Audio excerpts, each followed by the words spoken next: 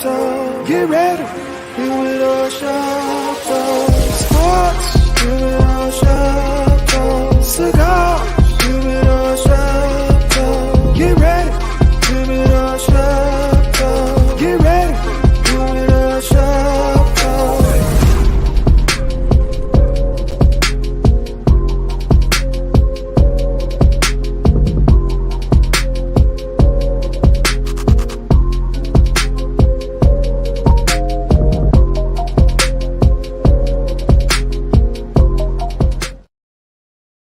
Yo, what's up, man? This is your boy, Mr. SmokeFella. Hey, as you see, I'm hooded up, dark glasses. Let me explain why. The SmokeFellas blackout yesterday at Eduardo Lamone's adult hooky day. It was Stone Cold Groove, and when I say Stone Cold Groove, it was a party. And if you missed it, hey, next year when you hear us talk about it, you better make sure you get on for the ride, because we had DJ Surprise, man, and then followed up with DY Nemesis. Man, I'm gonna tell you right now, it was a whole vibe. And if you missed out, man, you gotta check us out next year. I'm struggling. I know my guys, they struggling, because people showed up and showed out. That's all I got to say, man. But before I get started and bring in my boys, want to put some smoke in the air for some of our fellow smoke fellas, Vince, Mark, Joe. They lost some family members, man. So we want to put some smoke in the air for them before we get this show started, man. Much love, respect. If you need the fellas, we here for you. And on that, let me bring in my guys. My boy, Lucky Lefty. What's up? Today's theme is, but did you die? I almost died. Did you die? I almost died. We're here, man. Day after the blackout. Welcome to the Gatorade Water edition of the show. This is sponsored by Gatorade, Powerade, BC's, and all Pedialyte water type, Pedialyte, Dasani water, Aquafina, everybody. This is brought to you by them, because that's all we drinking today. Well, hey, at least for now. At least for now, man. Yeah, man. Condolences, man, to the fellas, man. Mark lost his father, Vince lost his mom, Joe lost his uncle. So, man, for the fellas, our prayers up. Like being said, if you need us, we here for you. Man, happy birthday to my Diva Leaf sister Belinda. Yeah, what's up, baby? Happy birthday, B. To my to DJ Squirrel. DJ Squirrel, we're getting it in tonight, man. Happy birthday, brother. We're gonna party on, man. So hey, I don't know where Kev at. Well, I saw him. I don't know where he at now, but Mr. Louder he wasn't in the pre-show backstage, but he is here now, and I'm sure he just like us. And we're gonna ask him the question. Hey, Kev, did you die? Come on in, KDL. How y'all doing, man? Oh, yeah. Good Saturday morning. Listen to that voice. I have no voice, so y'all gonna have to bear with me this morning. How y'all doing? I echo my brothers, man. Much love to our SmokeFellas brothers, man. Losing loved ones, man. Fam, we here. I'm struggling with my voice, so y'all got to deal with me today. Your ass was yelling all last night. Huh? He was yelling all last night. That's why. This is the post blackout version of me. So go ahead. We good. Let's do it. Hey, man. Every year it's the same thing, man. We know it. This is what we do. How the hell we be telling these once shows, a year? We always in it. Y'all was making me raise my voice, man. Hey, man. Hey, there was some great games. There was some good games, though, man. We had a couple of good games. Good games. Definitely had a couple of good games. Let's go ahead and get into it, man. NCAA March Madness. the blackout, don't owe us nothing. And I'm gonna tell you right now, there was some upsets. Let's see. You had Grand Canyon that knocked off St. Mary's. Grand Canyon, number 12, beat number 5. That's always a tricky spot. Anybody that's on the NCAA brackets, that 12-5, real crazy. That 5 seed is like the Madden curse, being on the Madden cover. You don't want that seed. Yeah. And they do them games on purpose, man. Oh yeah, somebody losing that one every year. That 12-5 on purpose. Yeah, it's. Listen, man, the odds in Vegas changed so much on that 12-5 game. If you look at the odds, it's different because they are aware of it now, and they know that the committee throws that monkey wrench in there. Yeah. You also had Yale, number 13, knocked off number 4 Auburn. Auburn, what's this? Choke City? Yeah. We've seen before out of them. You had number 11 Duquesne's beat number 6 BYU.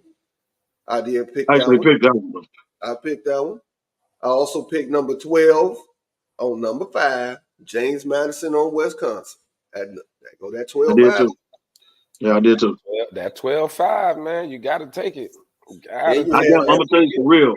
I gambled on McNeese and Gonzaga. I gambled that 12-5. I lost that one. Gonzaga blew him out. And I gambled that one too. But yeah, that wasn't a bad kind of predicting that one because Gonzaga has been up and down. But the thing is, Gonzaga is just like Michigan State. They're a tournament team. Yeah, and 5 is just the lowest seed they've been in years. Right. Yeah, exactly. That's why I gambled this year. Yeah. Then you had the number 11 over number 6, Oregon over South Carolina. Oregon, look that too. You know what I'm saying? Now the big one, number 14, Oakland, National Life out of number 3, Kentucky. And let's talk about it, Kev. Let's go. They got beat by a professor. They got beat by the calculus professor. So Kentucky, it was the number 3 versus what? That was Al Bundy that got him, baby. Al Bundy got him. So it was 3 versus what? What was 14. The seed? 14. Yep. So in the last couple years, Kentucky has lost to double-digit seeds while being either a 2 or a 3. 3 out the last 4, right? The last 4 years. So out of the last, you consider the blue blood. They didn't make the tournament 4 years ago. Then they lost to number 15 St. Peter's. Yep. Then they lost to number 5. And number 5, all right. But here they go again, losing to number 14. It's crazy. And then Calipari comes on the press conference and say it's all about his kids being 18, playing against 24, 25-year-olds. Come on, man. Let's stop this. That's how he recruit. So that's what he get. Right. So first of all, you recruited them. Right. So don't realize they freshmen in the tournament. They've been freshmen all year. Right. So when we gonna realize, man, Coach Cal is a great recruiter. Like Bill Self, great recruiter. Coach Cal can't coach. Yeah, at least self-control. I said it. He can't coach. I'm gonna have to. Hold on now.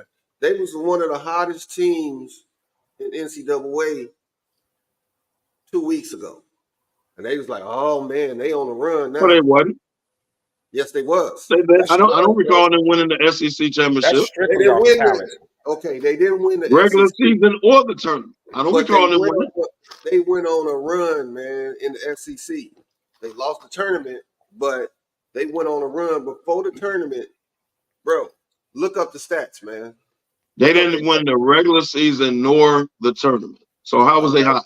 They've been up and down all year. Just because you ain't win the SEC don't mean you don't get hot and run off 6 straight. What up, Linnell? Let me tell you something, man. They win a lot of games by talent alone. Right. So Kentucky does. Nobody gonna argue on that. But when it comes to the tournament, when there's money on the line, Cal can put it, we're playing against they're freshmen. They're playing against, he can put it like that if he wants to. You got to, just like you was ahead of the times, Coach Cal, on the one and dones, you kicked it off and it was successful when it first hit. It ain't successful no more. What's successful now is the portal. What the portal was doing is bringing in juniors, seniors, hell, graduates, for crying out loud, be on teams. When they show the teams, some of these be graduates, bro, transferring through the portal. Yeah. Cal got to get with the program. You were the first for the one and done. You kicked it off. You was a pioneer, and it worked because it first hit. But now that time has passed, dog. The portal is now. Your older people are in that portal. He held on to that process too long, where he getting right. McDonald's All-Americans. Yeah, you getting those. Yeah. Kids. So you can't come to the post-game press conference and blame them for being freshmen. You recruited them. That's the thing. The last 3 to 4 years, the McDonald's All-Americans haven't been, and I'm going to say this, McDonald's All-Americans. No, he got some talent. He got some talent. They haven't been those, okay, this dude is going to the league. Now, we ain't had some McDonald's All-Americans where you was like, you know what? This dude, he got league potential. He going to the league. We ain't had that over the last few years. Now, we're going to get that soon because of all the NBA stars that got sons that's hooping right now. We're going to get back to that, but it's still going to take 2 or 3 years where you getting like this year. Oh, boy, I can't remember his name right now. That's going to Duke. Cooper. In the country. Yeah. Cooper something. I want to say Cooper Cup, but I know that ain't his name. Cooper Flatton. Yeah, so he got league potential. You know what I'm saying? Man, what that all come down to, though, what Calipari said was idiotic because he had 18-year-olds when he won it with AD and them. He's always had young teams. And pretty much most of those lower seeds and those smaller schools are senior-led teams anyway. So when they go up against, the more highly touted schools in the country, they're usually the oldest. They usually are older. But like Kev said, it comes down to X's and O's. You got to be able to coach. We watched that Kentucky game. They came out of a timeout. And I don't know that dude's name, but that shot he took was utterly ridiculous out of a timeout. You didn't draw up nothing. When they were down 3, I think they were down 2 or 3. And that couldn't have been a play. That was ridiculous. Kentucky looked.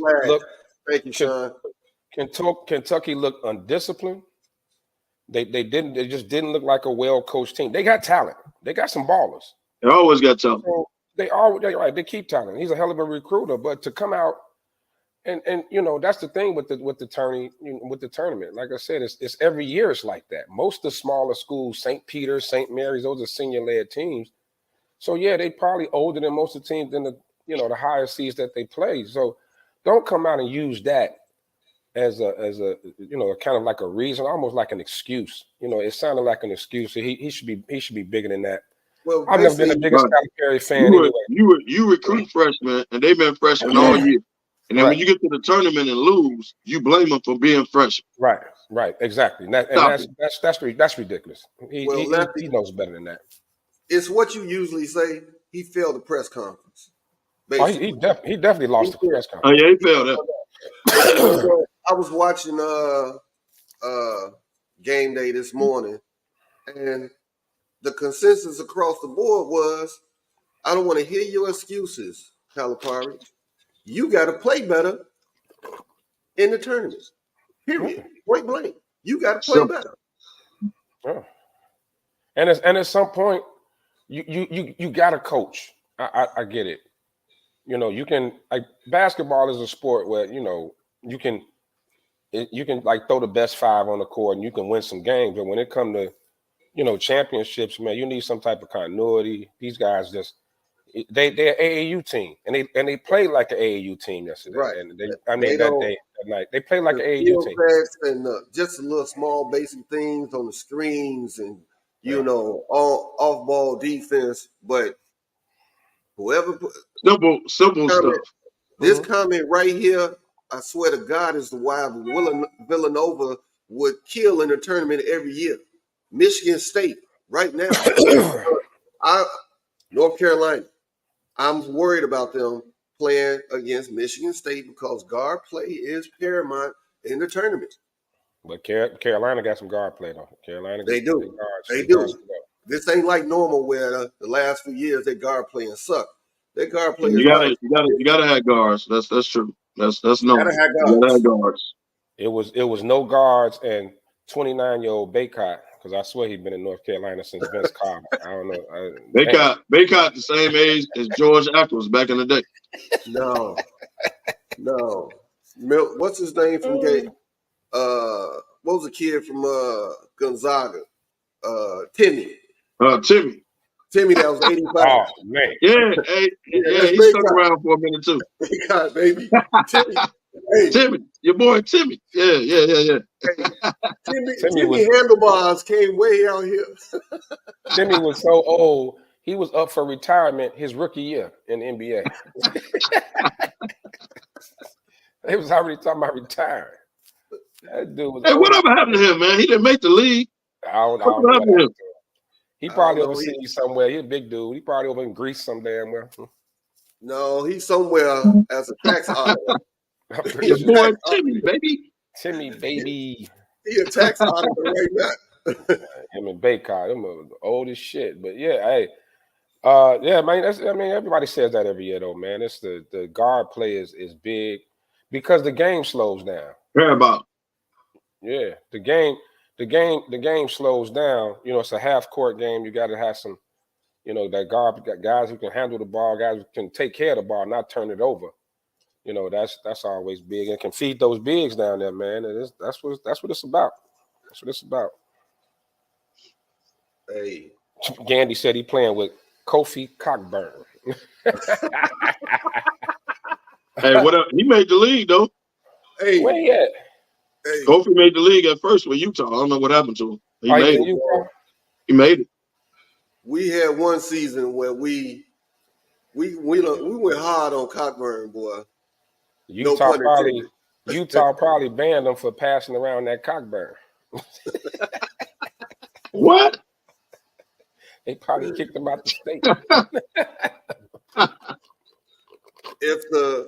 I swear to God, if the basketball guys can just do me a favor, I really want this to be the game of the century, and I'm gonna call this the Cheerio Bowl. Arizona versus North Carolina. And I call it the Cheerio Arizona wins, number one. Arizona wins. They're playing right now, actually. But Arizona wins. The number two will beat the number one. Caleb Love, who I don't necessarily like. I call it the Cheerio Bowl, right? So a girl tastes like Cheerio? I mean, that's the first thing popped in my mind. There's no disrespect. I'm just saying. Oh, he said Seoul Samsung Thunders of the Korean Basketball League. All right. See, people think that Caleb Love gonna be out of control because he's trying to get revenge.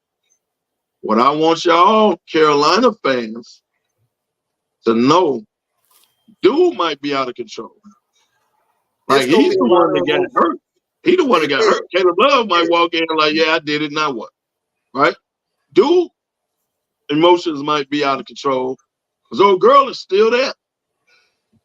She's still there. She played last night, didn't she? She on the basketball team. Yeah. So his emotions might be out of control a little bit. You might have to reel him in. We was watching her for a minute early on. Yeah, we was watching her. Caleb Love gone. And I mean, hey man, I'm in Arizona. I don't know what you're talking about, dog. We was watching her very closely. Well, number one, to rebuttal what you just said, Kevin. Number one, not. Number two, ain't gonna happen. How about that? Right. Carolina all day, baby. I can't wait. What they got? Two more games? 2 more games for their class? 2 more, yeah. They got to win 2 more before the class. So I'm hoping don't nobody choke So we can. So our gentleman bet is on. We all got a gentleman bet. We got a gentleman bet, no doubt. Yeah, it's already there. But Lefty, SEC is gonna fine you for your cockburn comment in Utah. You can't mess with the Mormons. That's what I'm saying. That's why they ran them up out of there. Passing around that cockburn. You got to go. Now you go now. Get up off my man Kofi, man. You go now. Now we've been arguing about this, so I don't know this. Man, Illinois. In the box, but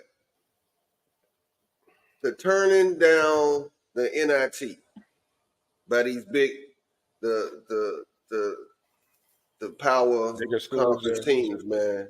You know, I got a huge problem with it. Yeah, North Carolina did it last year. I forgot about that. Mm-hmm. But I got a problem with it. I don't care who it is. North Carolina. I don't care if it's, you know, Colgate. I don't care. The smallest school in the world. You can't turn down the NIT. And I know, Lefty, I heard you say nobody cares about the NIT. Yeah. If you play that player on the team and you trying to go overseas, you still trying to make your play for the NBA, whatever. But man, this is your last hurrah as a senior, knowing that you may not play ever again, you know, and you're going to be an accountant. Hey, let the kids play. I don't care whether it's a school, oh, that's beneath me and all of that.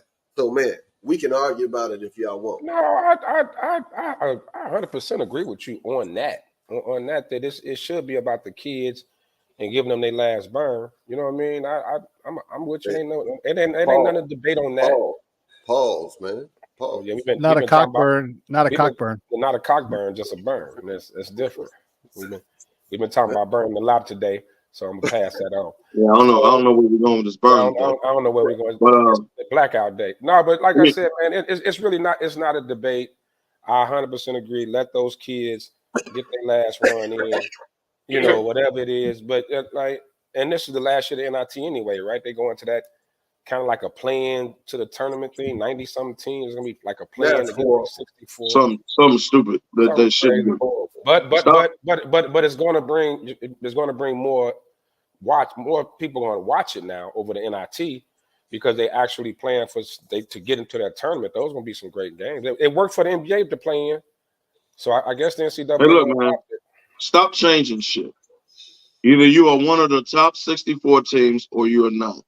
Facts. Stop with the plan trying to make money. It ain't about giving teams opportunity. It's about the NCAA making more money. The NBA plan is about making more money. Would you rather do the play-in with a chance to get into the tournament or play the NIT? Which one would you rather do? Make the damn tournament or not. Look, man, I'd rather play you got all year to make the tournament. Stop with this play-in shit. The first four, they done convince people that the first four is the tournament. The first four is not the tournament. It's a damn play-in for you to go play a higher seed. Right. That's not the tournament. Right. So the people that won Tuesday night or Tuesday and Wednesday night, they said, well, they got their first win in tournament history. It ain't the damn tournament. Right. You're the first four. You're playing to get in the tournament. It's still kind of shaky on the watch because nobody really started watching until Thursday. People are already filling out their brackets. College basketball fans watched Tuesday and Wednesday. We didn't know who the hell was playing, but we watched it. Mercer. But so they accomplished their job in getting eyeballs to the TVs. Well, but let me cut when you win on Tuesday and Wednesday, the first four, that is not the tournament. That is a play-in. That's not the tournament. I turned off. Stop this. I turned that Virginia game off because it was atrocious. It was atrocious, but that wasn't the tournament. We need to stop this. That wasn't the tournament. That was the play-in. So, Ben, you told me I was messing with you. The team that won was it Tuesday, Wednesday. They had to go play Carolina. That was two. So they won two, and they went out there and got blown out. Yeah. You can't say, well, at least we won a game in the tournament. Yeah, no, you won the play-in. They beat the actual tournament you got blown out in. Right. They beat. So we need to stop this.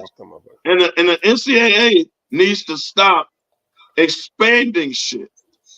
College basketball has the greatest thing ever. The top 64, whatever.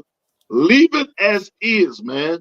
Stop with this because all they doing now, you're gonna push the season back because now you're gonna add this little play-in stuff to give other teams opportunities. If the committee wouldn't screw it up, you wouldn't need a play-in because the committee screwed up Virginia. The eyeball test, and I text y'all as soon as the stuff came out Sunday night. I said Virginia shouldn't be in it.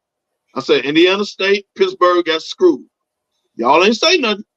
But then when it played out on Tuesday, when these guys had 14 points in the first half, case in point, you don't need a plan for that. You just need to get it right. Stop with the strength of schedule and all that. The eyeball test told you Indiana State and Pittsburgh was better than damn Virginia. But wait, Kev. That goes against the point you just made about stop with all this, playing stuff like that. But then those teams that got left out, they'll have a shot next year. No, get it right. At the same time, get it right. They shouldn't have been left out. Get it right. They never get 100% right. It's always a team that's left out every year.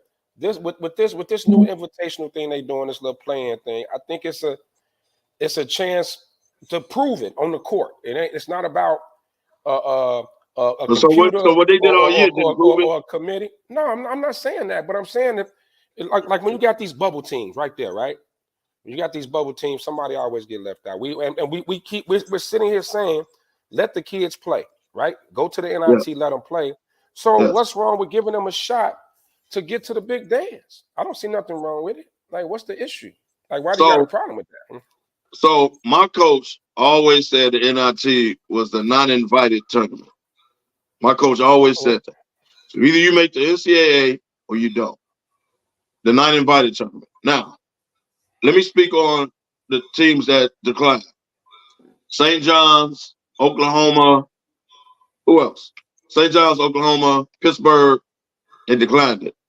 Right. Rick Pitino, you the same guy that ripped your team, right? You don't know why you recruited him or nothing. Public. Then you don't make the NCAA. You don't give him a chance to play in the NIT. Memphis also declined it. Memphis did too? Okay. Yep.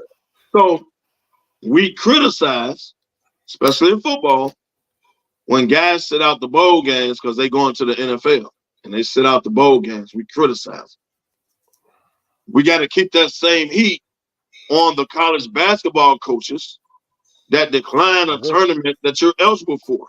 If you wasn't eligible for the NCAA, it ain't like you two, Oklahoma and St. John's and Pittsburgh. It ain't like Memphis. It ain't like you too big for the NIT. Let me tell you what made I heard, the NIT play it. And not only do you play the damn tournament, but your seniors that are not going to the NBA per se, or they're trying to get in the NBA per se, you let them play it out. You let them play it out. You don't make the damn decision that they can't play in the tournament.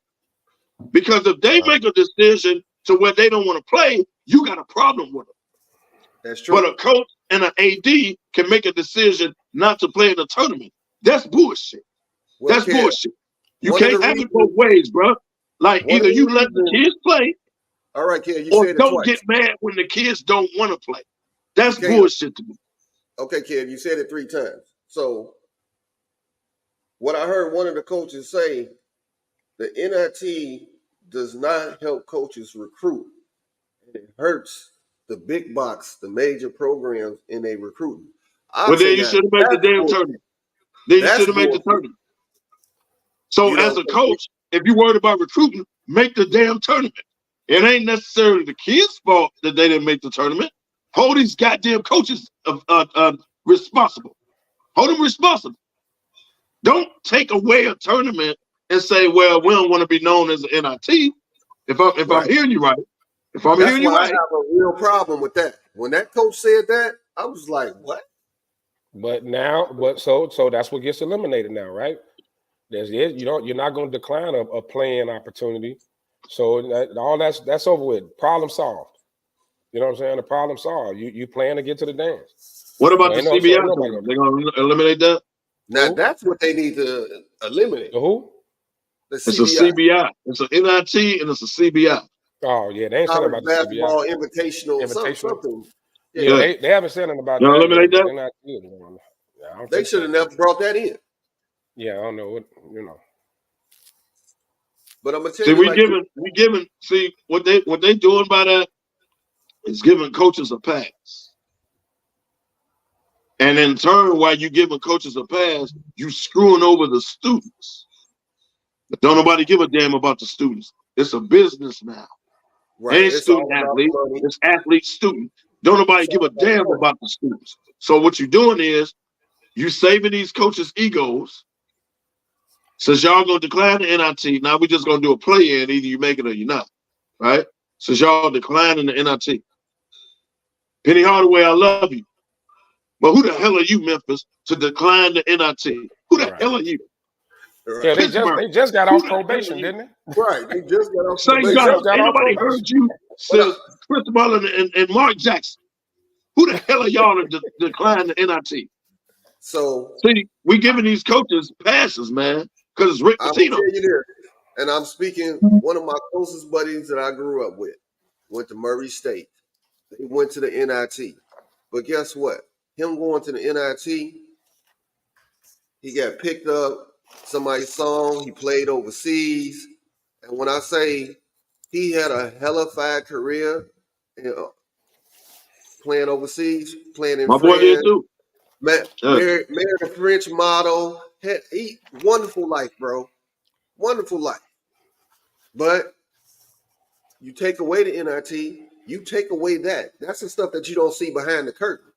Right. For these players. You taking away an opportunity for players to continue playing basketball it's not just the NBA, bro. So let me flip the script. Overseas is major when it comes to people that want to continue their careers. So what if you make the NIT and one of your kids say, "No, I ain't playing in the NIT." He think he going to the league.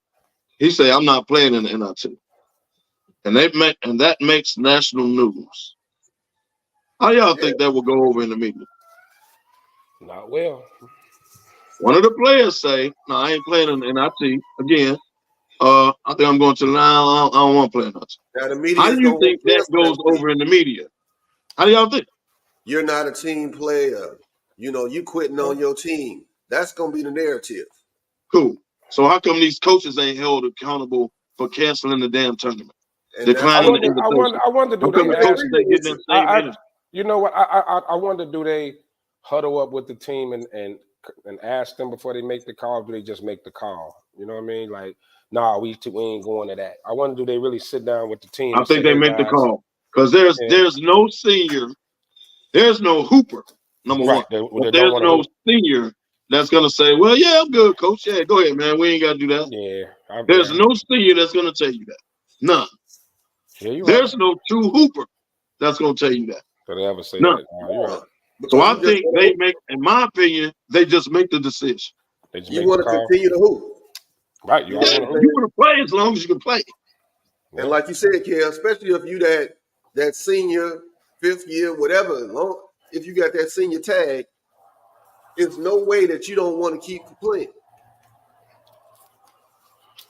Facts. Yep. You know what I'm saying? But as we talk about the NCAA, I got a question because it went around in one of the sports groups. What sport has the best postseason event? You got the Super Bowl. You got NCAA March Madness. You got the MLB playoffs. You got the NBA finals. Who has the best? Now, based on the kind of sports you love the most, you probably gonna lean towards that. But Lefty, which one do you like the most, and why? It's nothing like the big dance. It's nothing like the big dance. The Cinderella stories. You know, just what we discussed earlier. The Oaklands versus Kentuckys. Those big upsets. Remember the Loyola story a few years ago. You know, them going as far as they did. It's just something great to watch, and it's compared to the NBA playoffs where it's a series. Typically in a series, the best team's gonna win. Like the better team's gonna win 4 out of 7. You could probably get a game in, but in a one and done situation like the NCAA tournament it makes it huge. Even if you're not a true college basketball fan, and then just to watch them, like it's like watching 7 game 7s. You know what I'm saying? Like it makes it's just great, man. I think so. Any sport, so I'd say the NCAA, then I'd say the NFL, because those are those one and done games. Anybody can win. So that's me. KDL. Right now, March Madness.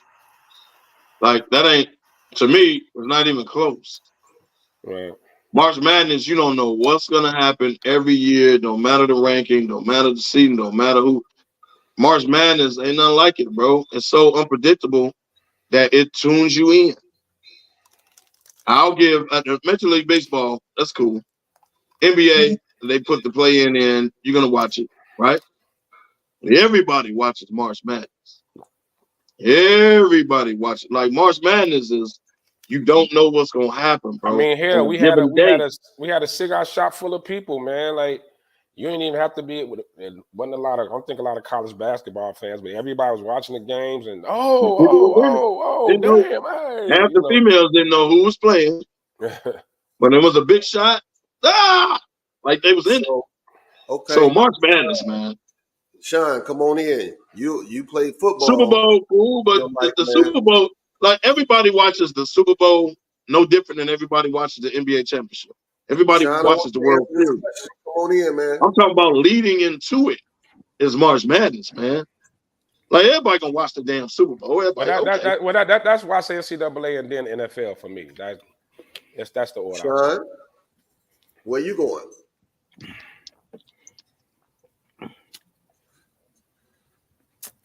So you're talking March Madness, the entire tournament, because you said event, because event is one thing. Oh yeah, that's Super Bowl. No, the tournament. So if you're talking the entire tournament, see, and here's the problem. The entire tournament, oftentimes, it leads up to, there's so many good things leading up the first 2.5 weekends, and many times the championship game is a letdown.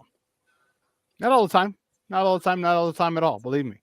But to have such great games up to that point and to have a dud, Super Bowl, even if it is a dud or not, which it hasn't been often, you still got the halftime, which many people like to see.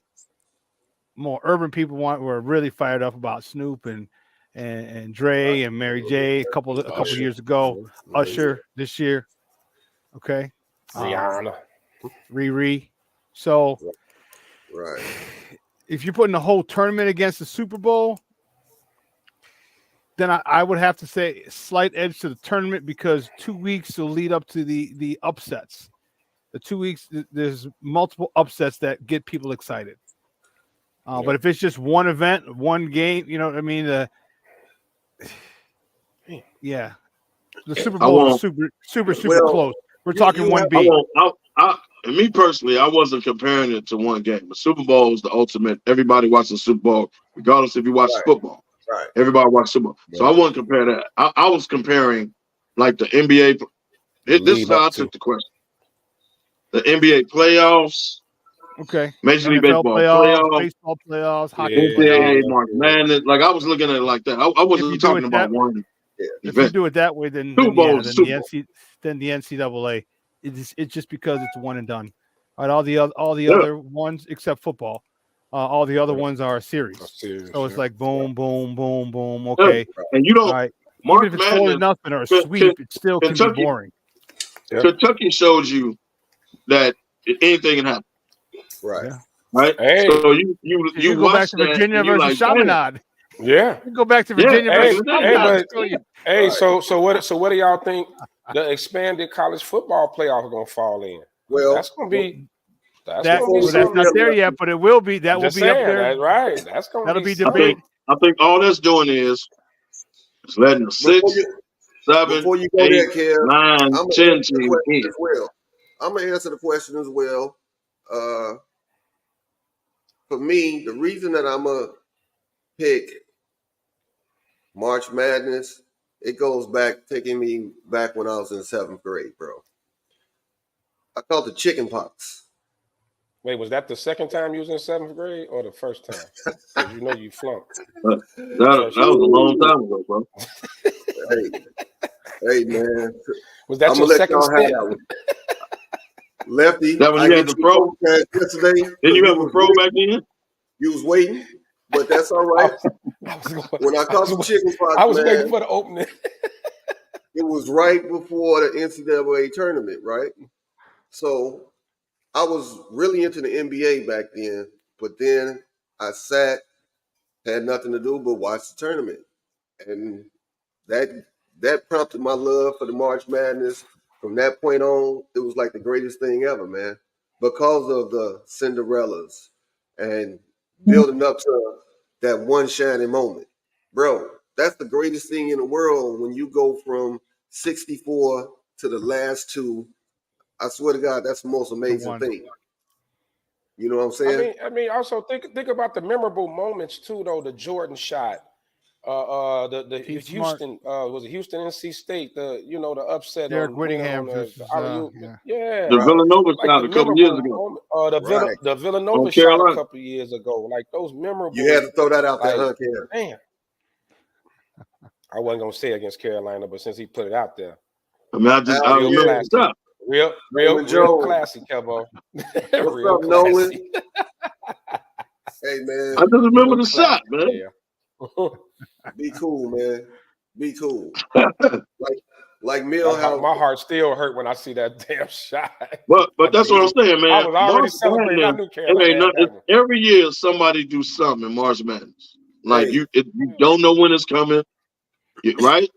Hey, we can go back to Michigan, the 5-5 versus North Carolina, the timeout. The timeout, yeah. Yeah, we do that.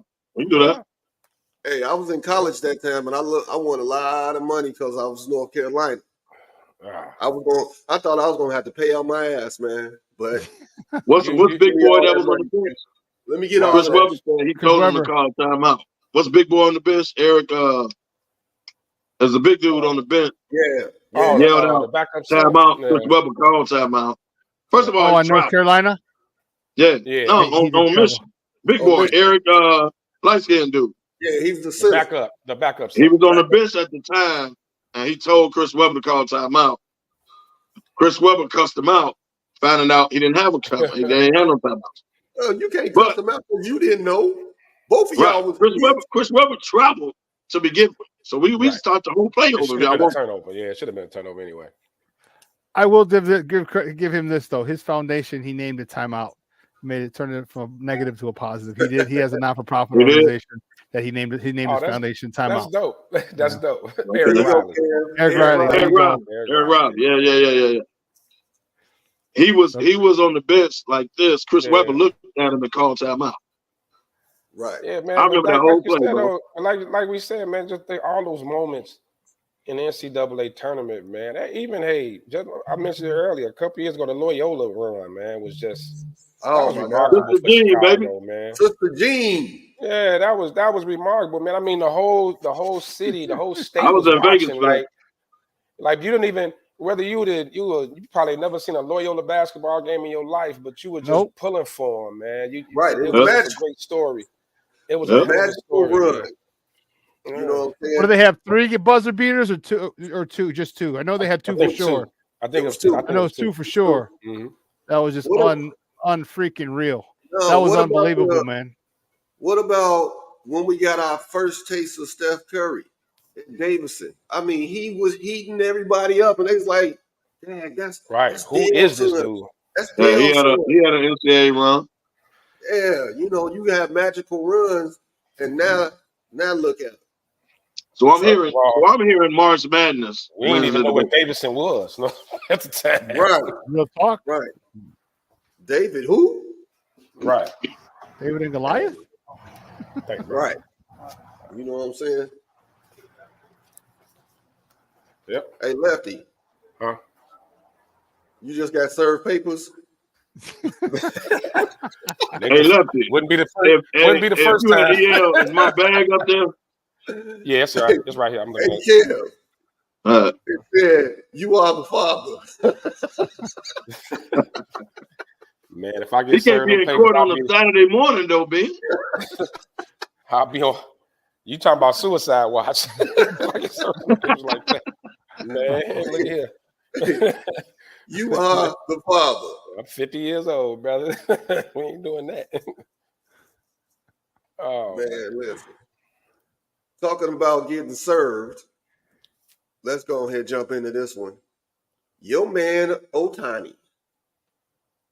Ooh, Charlie. Ohtani. If you don't know, Major League Baseball. Sean a birthday guy. Let Sean comment on this. I mean, birthday. My bad. My bad. Baseball guy. Let me birthday. I don't know where the hell that came from, Sean. It's a blackout. Hey, hold on, baseball dude. Because last week I messed up and called them Isaac. So you better go ahead and get it now. You better get it now. So Isaac, I don't know where that came Isaac, from, and this man. is my birthday. I swear to God, I don't know where that came from. I'll take birthday, that Isaac. Happy birthday, I'll take that hit. I don't know where that came from. I meant to say baseball, man. Baseball. Molly Curry. I don't know where that came from. I'm out here like Max Kelly. My bad. He out here like Molly. You done gave the man. Hey, I'm sitting here like, it's Sean's birthday. I was like, it's my birthday? Oh, shit. What am I going to do tonight? It's his birthday. Sean ain't mentioned his birthday. Baseball, man. Baseball. I know we was just backstage. You thought you was going to walk on that camera? You heated me up last week? No. Happy birthday, Isaac. I gotta go get an outfit, man. Jesus Christ. Hold on. I got to go. I'll take that. So if you don't know the story, Ohtani, which is one of the stars of Major League Baseball. Biggest stars. Unarguably the best player in baseball. Yep. Unarguably. Right. No question about it. Now, allegedly, is that how I'm going to say that? Wish you happy birthday, Sean.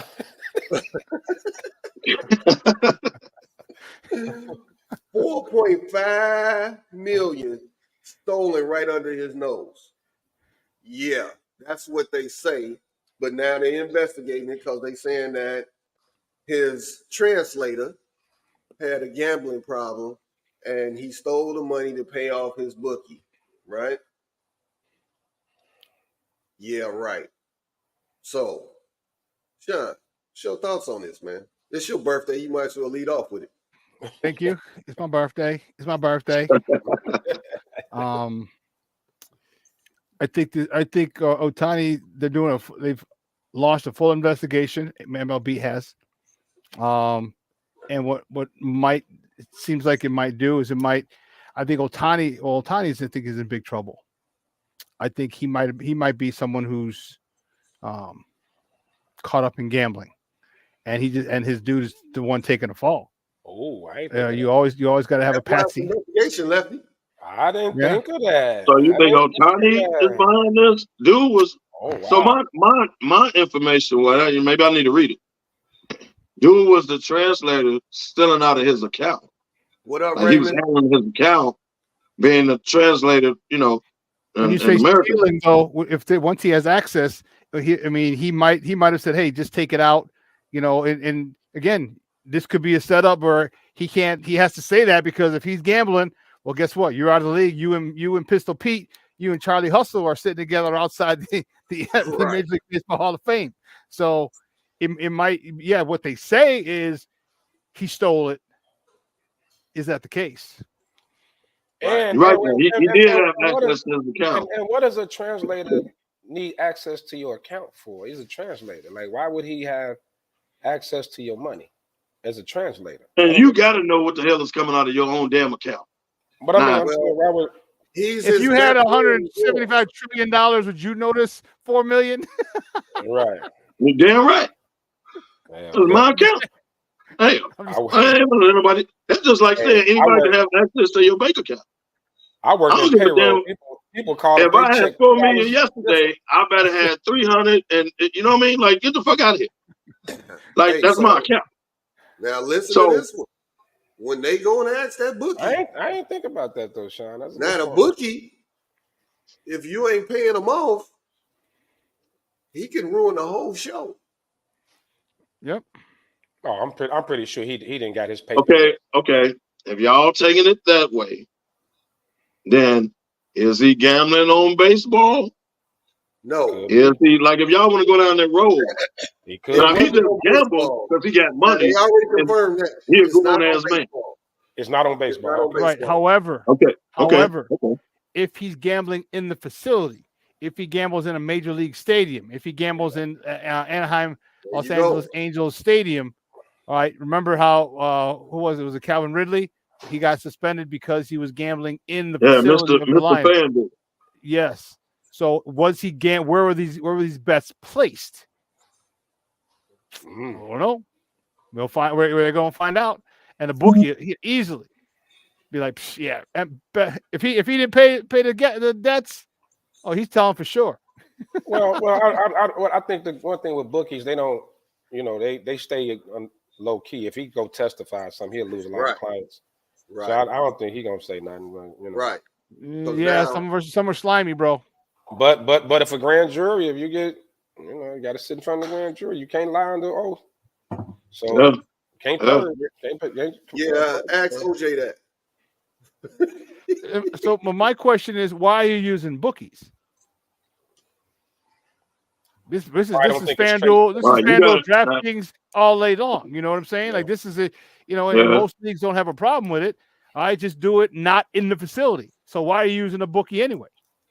Ooh, look at God! I found a BC. Lord have mercy. I'm about to take this. Sure, that's a BC. Hey man, save me one. I found a BC in my pocket. Won't he do it? He found a BC. Now, if he go down with his nose and he come back up in that tip, I'm gonna do coke on the show. Come on, man. I need one, dog, right now. Hey, you over there like getting your LT on. Not Kev, he disrespecting your boy. Right, I am. Take a shot at your boy, Kev. I am. Come on, man. Everybody know the truth. He ain't had a defensive coordinator that was on that had the facility rate.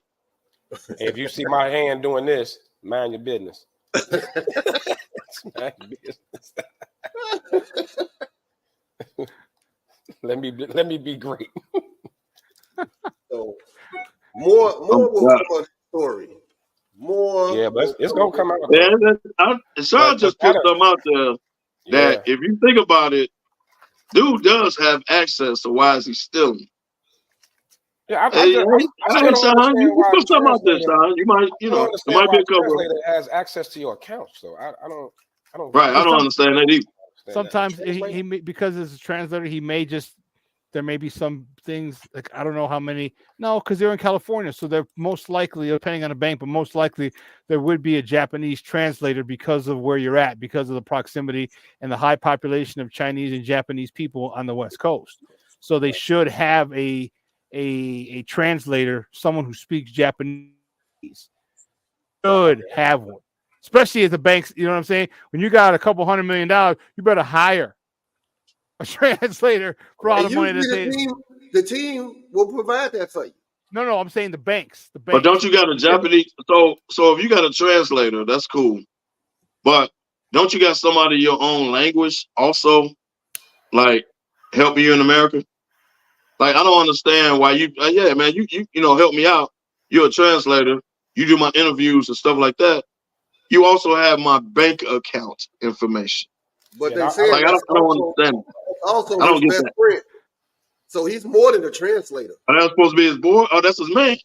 Oh, Yeah. I didn't know that. I didn't know that was his Oh, see, that's different. That's his That's man. different. I wasn't aware of that either. So if it is, then that makes a lot of sense, and that's He's and been it's with Otani since he came here, man. And Sean, would make sense is why he would take the heat for his boy. Yep, true, very true. Yeah, I'll take care of you on the other end. because his bank account is straight too. Hey, That way I gonna take the heat. him taking. You realize I account just is signed a good. $500 $600 million contract? I got you. Right. Right. I got you. He getting Here's his 10 James mil. Worthy Shut up. on. He getting his James Worthy. Here's 10 mil. Shut up. That dude gonna get on Worthy that stepped dude gonna, in. Worthy stepped in and took that L for Magic. that dude gonna be on the stand like Nino Brown. This is bigger than Nino Brown. Bigger than a brother. Bigger than Nino Brown. Damn, well, I was about to say that line. I can't He remember. is the shoe leader of the Yeah. CMB. Yeah, he was a light-skinned dude. Akbar. I just said Akbar for the bank. Right. Akbar from the bank. He's the real leader of CMB. So now, when it comes to greatest wingman, it's Otani's translator, James Worthy, and then our very own Lefty. I knew you was going there with it. Wow. I knew you was going there with it. I'm just saying. Am I lying? Hey, I've been a part of a scandal or two in my life. Here and there. You know what I'm saying? Cool. Hey, James Worthy, hey, y'all need a wingman. Call Lefty. Magic was the man, baby. James Worthy did what he had to do. Lefty was my greatest wingman. I go down in history saying that, baby. I'll take that. I'll take that. He took a lot of heat. And the worst wingman ever, God rest his soul, Kobe Bryant. Kobe will tell him. Oh no. That's Kev's boy, D'Angelo Russell. D-Lo? Oh no. On Swaggy P? Oh yeah, that was dirty. That was dirty. Yeah. That was just outright dirty. That ain't a wing, man. He was dirty. He lost Iggy over that. Right. You cost me Iggy? So you bought the beer at 10 o'clock. Yeah. You said you bought the bottle of beer. No. You said you bought. Right. D-Lo folded when that light hit him. They gave him that Put the man on Snapchat. Lobster. They gave him the Red Lobster Ultimate Feast, and he sung. No, they good. No, Dude, he cost the man Iggy. That ain't right. It's that 2-piece from KFC. Whenever you see that on First 48, it's tough. So you realize though that I didn't realize that this was the one thing, okay, that sports gambling is illegal in California. So even though 38 states and DC allow some form of it, so if he's gambling, I mean he couldn't gamble anyway. I mean back with the Dodgers because he's still in Cali. So yeah, he screwed up big time, and he's a patsy. His boy is a patsy. I got you, Papa. I got you on the other side. I just made I got $600 million. I'll make sure they put you in solitary so nobody, goes in through the outdoor. Right. You ain't got to wear a raspberry beret. Hey man, I didn't think of that other side like that, Sean. You put some shit, you put some stuff out there. He gonna turn on him more than all the P. Diddy former employees. They telling everything. Come on, man. They telling it all? Everything. Hey, 50 told y'all about P. Diddy years ago. Y'all ignored it. That part. Damn. Now y'all coming to the Jesus moment. 50 been talking about this man for years. Hey, man. Cat Williams said it. And his stand-ups. Y'all ignored it. Mm-hmm. Now it's all come to light. How's Cat Williams still alive? Man. Good point. You know what I'm he saying? telling the truth? That's exactly my point. How is he still alive? Telling the truth. You don't take them out anymore. You just present them as crazy. You just call cancel him. No, you just say crazy. Right. No, he took out Jeffrey Epstein. He's crazy. You damage their image. Right. Kill the image. You crazy. Yeah, he crazy. Don't worry about it. Kill his image. Yeah, I think there's still some. Let's put an end to this problem. Right. Going on in this world. Call me crazy. Hey, I would just advise him to stay out of bathtubs. That way everybody die in the bathtub. Everybody die in the bathtub. How did he end up with a toaster in the bathtub? The old transistor radio in the bathtub trick. Stay out the tub, dog. Hey, that's right after the banana in the tailpipe. Hey, with that Matthew Perry, Whitney Houston, and stay out that tub, dude. Everybody on that old show, Heart to Heart, died with the transistor. Yes. In the bathtub. Oh my God, man. Heart to Heart. You brought it back. Heart to Dude, Heart. You old, man. You old. I love that. Hey, Stephanie you might as well bring up Night Robert Ride. Wagner. I'm proud of Cat Williams going to be there. You might as well bring up the Great American Hero. Yes. Cat finna be the king of the. Hey, come in. Cat finna we being old. We being old. Cat finna be the king of the whole bath. He gonna be in the sink washing up. Don't put your head down in that water. Hit them hot spots. Hit them little hot spots. Get on to it. He's like showers only. Right. Come on, man. He's gonna be in the shower at the park.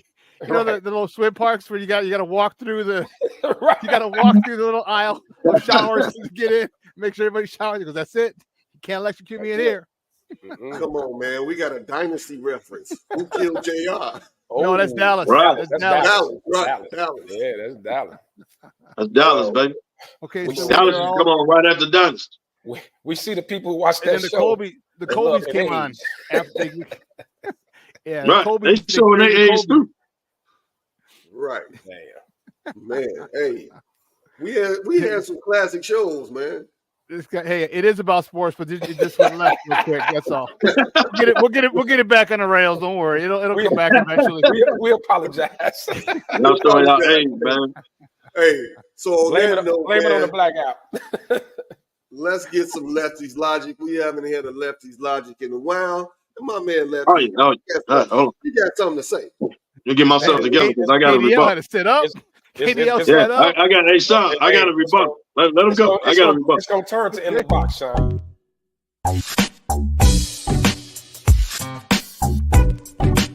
Lefty's Logic. Welcome to Lefty's Logic. It's been a while. It's been a minute, but we're here. And today's logic is going right to Robert Griffin III, RG3, and his bad braids. GFY. I'm sick of you in your mouth. You talk too much. You're just saying stupid shit. Like this man literally came on and said Caleb Williams should refuse to play for the Bears due to, first he said, due to how they treated Justin Fields. And then as Kev said, then he tried to throw it, bring it back around and say the history of the Bears QB situation. Hey, Lefty, you forgot the catchphrase, hashtag dead ass. Yeah, dead ass. Dead ass. So to me, I mean, the most, I mean, if you're advising somebody, that's the most idiotic thing you could ever do. Everybody knows the situation here in Chicago.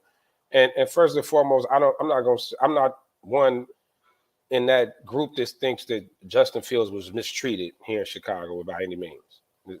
I think this all comes down to Caleb Williams. They just think he's a special talent, and they rather go with, the guy that they think can really take them there. Like Poles is trying to build a dynasty here. He's not. He wants what KC has going on right now. He wants what New England had. And he has put pieces in place, and he feels like Caleb Williams is a special talent, generational talent, like 90% of the league feels. So he went with the guy. So you got the Bears. We all know the situation. 7-win team, trending up, just added more talent. Keenan Allen, Swift, they just added even more talent to a team that's trending upwards. And what most are saying is probably the best position for a rookie to be in NFL history, especially a quarterback, coming into this situation. This is unheard of. It's unheard of. And you get on national TV in your feelings and say he should refuse to go to that situation. He should pull an Eli Manning. That was his words. And do what? Go to Washington? Washington had a quarterbacks and Joe Theismann. Go to hell. Ain't nobody thinking about that about Washington. Washington situation, the last owner was a pervert, a freak, whatever, an asshole. They forced him to get rid of the team. And you're saying that's a better situation. New coaching staff, a total rebuild. You'd rather send the guy into that situation. That's your advice. That's your advice. So it ain't got to be long. It's simple as that.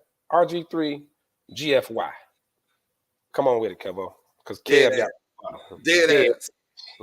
So I have a rebuttal. Joy said it too, but Joy could say what she want because she looked good. But RG3 can't. He can go to hell. Joy, right, but there's a reason that Joy said. Joy, no disrespect, baby. You good. So this is like the State of the Union. I'm the Republican rebuttal, except I'm going to make sense. So check this out. Allegedly. What he said was, and I heard the whole thing. Mm-hmm. I actually follow him on IG. What he said was, you need some better. Yes, he said, I'm going to give you exactly what you said. Yes, he said, look how they did Justin Fields. Meaning, they had him go through a rebuild, never got him an offensive coordinator, never got him a quarterback's coach, never gave him an offensive coach. He was the franchise guy. Then when you think you out the rebuild, right, you did nothing to develop. That's number one. But when you think you out the rebuild and you go out and get pieces, you never did that. You never did that for Justin. So what he said was, look how they did Justin and look at the Bears quarterback history. When he says Bears quarterback history, he's spot on. Bears fans, get the hell over it. You have never drafted and developed a quarterback. You don't have a history with quarterbacks. The Bears' history is defense. The Bears' so what's history, Washington's history of quarterback here? What's okay, Washington's quarterback history? Okay, but we ain't talking about. We talking about the Bears. The Bears have no quarterback history. That's why Jay Cutler was a god when he got traded here, because you have never drafted a quarterback and done nothing with him when you did draft. Neither is Cleveland. So he's going off the history of Chicago quarterbacks is basically what he was saying. But of course, Bears fans are going to take it as a slight. It was a slight. Fact. You've done nothing. You did nothing for Justin Fields recently. Hold on. You did nothing for Justin Fields recently. You've done more for Caleb Williams, and the man ain't signed a contract yet, than you ever did for Justin Fields. That's facts. Then the Cade McNowns, I can go down the quarterbacks the Bears have drafted. You did nothing. What they got to do with Ryan Poles? So it doesn't matter. What he's saying is, it ain't like it's an organization known for protecting, drafting, developing quarterbacks. That's basically what he was saying. And you can say that about Kev. You can say that about 30 out of 32 teams in the league that don't develop quarterbacks. But he's destined to go to the Bears. So we ain't talking about 30 teams. They ain't had nobody since Bernie Kosar. But he's destined to go to the Bears. So since he's destined to go to the Bears, he said, look at the Bears organization as far as quarterback. That's all he's saying. Now, whether he's right or wrong, we can debate that. But what he's saying is, look at the history of the Bears and quarterbacks. That's facts, man. But what's Bears fans, stop getting upset. That's your history. But is the situation here set? And Ryan Poles has never drafted a quarterback. This is his first go around. Well, you talking about today? See, y'all keep talking this organization. Not organization. This regime now. So you can't throw out there the offensive coordinator now. You can't throw out there the defensive coordinator. You can't throw out there because you haven't let that happen yet. That's going into this year. What he was talking about is the Bears' history, and he's right. No. Like at some point, Chicago fans, you gotta face facts, man. Your organization has been like this for years. That's a fact. It's one thing, and because it's national news now, y'all can't get in y'all feelings. Yeah, it's one thing to say. You got to look at the situation in the moment. If you want to talk about history of quarterbacks and developing quarterbacks, you could disrespect 30 of the 32 teams in the league. But 30 of 32 teams, they got the number one pick. Chicago does. But so he's talking about Chicago, man. The narrative is, you said the history. So that's Chicago. No, not 32 teams of Chicago. So tell them to do what? Don't refuse to go to the Bears, refuse to go to Washington, refuse to go to anybody. Where he gonna go to KC and sit behind Patrick Mahomes? What was his point? The point he made was idiotic. It wasn't idiotic. It was spot on. You can't hold Poles accountable for Jerry Angelo, Phil Emery. You can hold the organization accountable. You can hold the Poles ain't been here long enough to say what Poles would do. He ain't been here long enough. But your history says you ain't did a damn thing for quarterbacks, Chicago. That's just a fact. And just because all this is making national news now, you can't get mad at people in the media for pointing it out. The only reason Chicago got the spotlight on them is because you got the number one pick. I can get mad. That's why you got the spotlight on it. Refuse to go there for that reason. That's stupid. That's stupid. You got the market. You got the team. You set up to succeed. So why would you refuse to go there? Because you and your feelings. Because everybody feel like Justin Fields was treated so wrongly, and I don't think he was treated wrongly. They gave him DJ Moore last year. They drafted him a right tackle. They put pieces around him. You gave him DJ Moore last year. You done more for Caleb Williams, and the man ain't signed a contract yet. You done more for Caleb Williams than you ever did for Justin Fields. So stop. We gotta read. Y'all stop it. You ain't did nothing for Justin Fields. So y'all, you know what Bears fans have the nerve to be doing now? Hey, you know what y'all have the nerve to be doing? Y'all sticking y'all chest out and y'all saying, well, we did all we could do. That was on him. I mean, we gave him DJ Moore. Like y'all did all y'all could do for him to help him. Y'all throw your hands up and get rid of him. When in fact, y'all did nothing for him. Are you done with your soliloquy? More for Caleb Williams than you've ever done for Justin Fields, and the man ain't signed a contract yet. That's a fact. Y'all ain't gonna look at it like that. Just because you repeat yourself 3 times don't mean your soliloquy is correct. In the comments, it is correct. It is correct. But when I'm talking to Bears fans, of course it's not correct. You just talking, kid. Just to hear yourself. You're not listening. I know. Because I'm not a Bears fan. So now I'm just talking.